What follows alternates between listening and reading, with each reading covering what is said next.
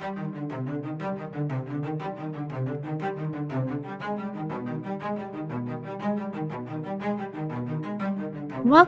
to the spooky edition of the Anxious Adventurer podcast.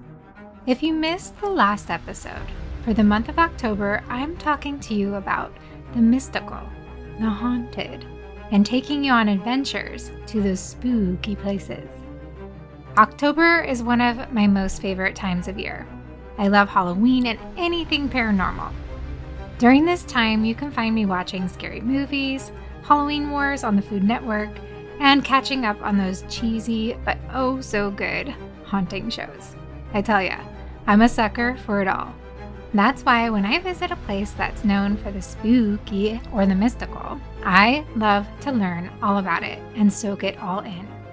And today, I'm taking you along with me to another haunted destination.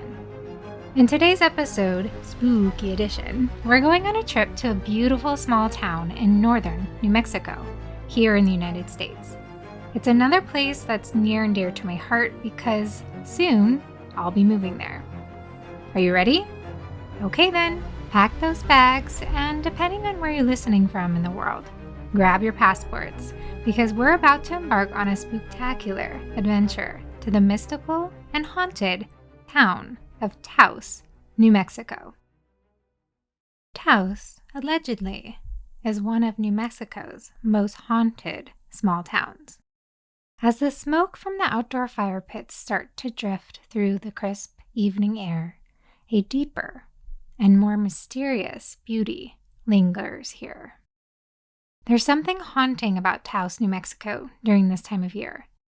A lot of stories come out of this small New Mexican town. Many are haunted and mystical stories, and some of the best ones come alive during the month of October. While Taos appears to be a sleepy little mountain town, things, as they say, are not quite as they seem. For example, just south of town lies the community of Talpa, where it's said the legends of witches, or brujas, echo through the street.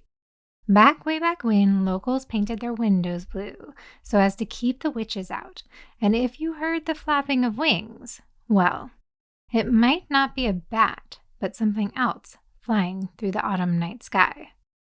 So if you happen to be drawn to the eerie, the haunted, or the mystical, Taos, New Mexico just might be the right place for you to visit this Halloween.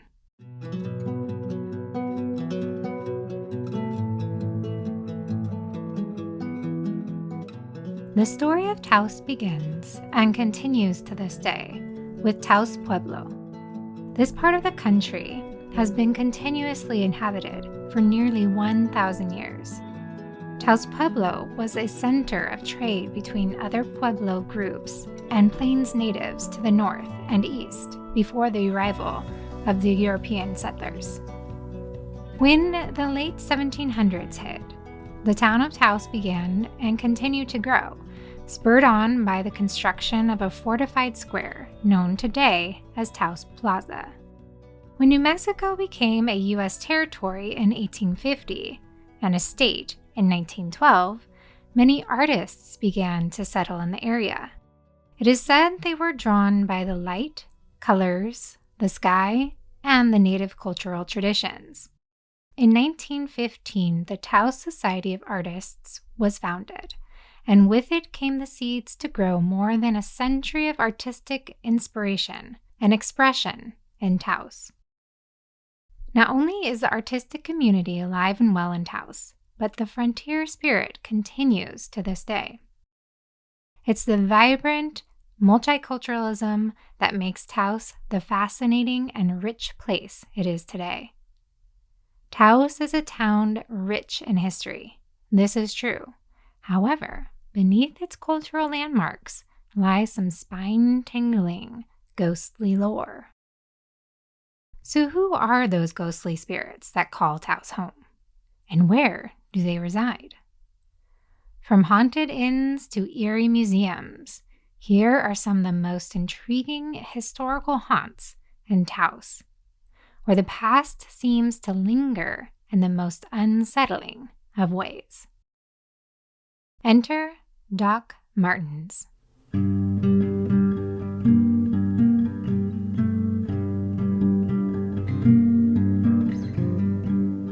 The story begins with Dr. Thomas Paul Martin. Doc, as he was referred to as, was the country's first physician and arrived in Taos in the late 1890s.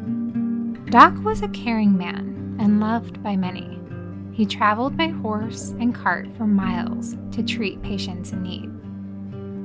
He was a beloved figure in the community, so much so that the Taos Inn's bar and restaurant were named in his honor after he passed, Doc Martens. However, what adds to the allure of this place is its rich, haunted history. Strange things have been known to go bump in the night at this restaurant. Pots and pans fall from the walls. Cans tumble from the shelves.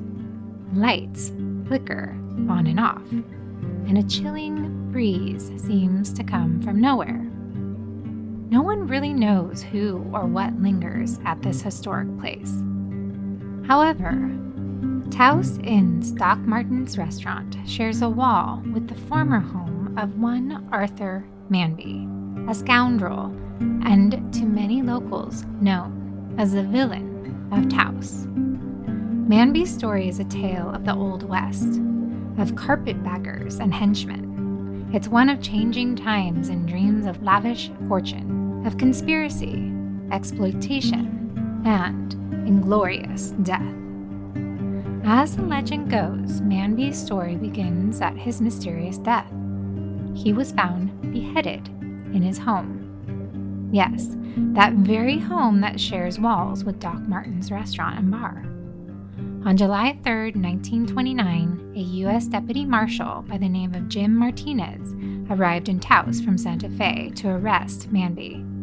No one came to the gate when Martinez went to Manby's home, a 6-room adobe hacienda with stables on the edge of town. Upon contacting a local deputy sheriff, Martinez learned that no one had seen Manby for some time, and that one person even reported seeing flies swarming over the inside of the windows. The men entered Manby's home and found a grisly scene. On a cot in one of the rooms was the headless body of a male. In a nearby room, they discovered the head, which also appeared unrecognizable. The lawmen and locals who were at the scene reportedly concluded that Manby's German Shepherd, locked inside and driven by mad hunger, had been responsible for the condition of the remains, and that the 70-year-old had actually really died of natural causes. Among those on the scene was Dr. Martin himself, who, if you remember, lived right next door, known today as the Taos Inn. So, is it Dr. Martin who haunts the inn's bar and restaurant? Or is it something a little bit more trickster, making those pots fall from the walls and lights flicker? Perhaps it's the villain of Taos, Mr. Arthur Manby himself. Are you ready to visit our next spooky place in Taos? Welcome to the Kit Carson House and Museum. Step back in time to a place that was built in 1825 and what became a National Historic Landmark in 1963. The Kit Carson House and Museum preserves the adobe home where the famous frontiersman lived with his family, while also educating visitors on the complex history and cultural encounters of the American Southwest. But beyond its historical significance, the house has its share of eerie tales too. Visitors and staff have reported strange noises, sudden cold spots, and a feeling of being watched. Some believe it's the lingering spirit of Kit Carson himself. Kit Carson was an American frontiersman. He was a fur trapper, wilderness guide, Indian agent, and U.S. Army officer. Carson left his home in rural Missouri at 16 to become a mountain man and trapper in the West. The Kit Carson House and Museum is located on 113 Kit Carson Road, 1 block from Taos Plaza. It is in this 4-room house where Kit and Josefa Carson, his third wife, raised their children. Although the date of construction of the building cannot be established conclusively, the house was certainly built around or before 1825.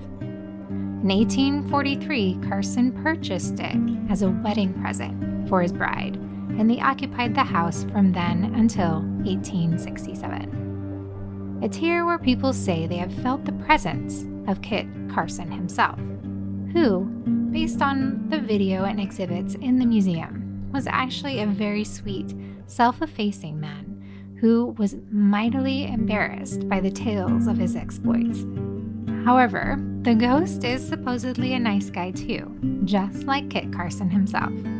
So if you ever have a hankering to meet a benevolent ghost, be sure to make your way to the Kit Carson House and Museum in Taos, New Mexico. When people think of Taos, they might think of bougie ski trips or ornate resorts. But just as the town boasts famous residents like Julia Roberts, it's got an equal share of infamous ones too, like ghosts. This small community is allegedly one of the most haunted in the state, a sentiment made all the more eerie by its remote setting in the Sangre de Cristo Mountains. Amongst the eerie and haunted places to visit in Taos, there's a hotel on the site of La Fonda de Taos that visitors have shared many mysterious happenings. Since the early 1820s, La Fonda de Taos has always offered rooms and baths for weary travelers. And with over 200 years of history, it's no surprise that these halls have witnessed their fair share of the haunted and mystical. In 1880, a man by the name of Liebert opened the Colombian Hotel and Bar on the south side of Taos Plaza, where La Fonda de Taos is today.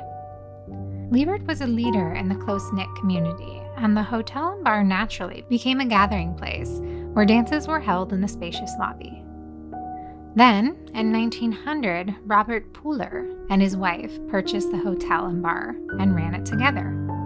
However, little did he know this purchase would bring about his ultimate demise.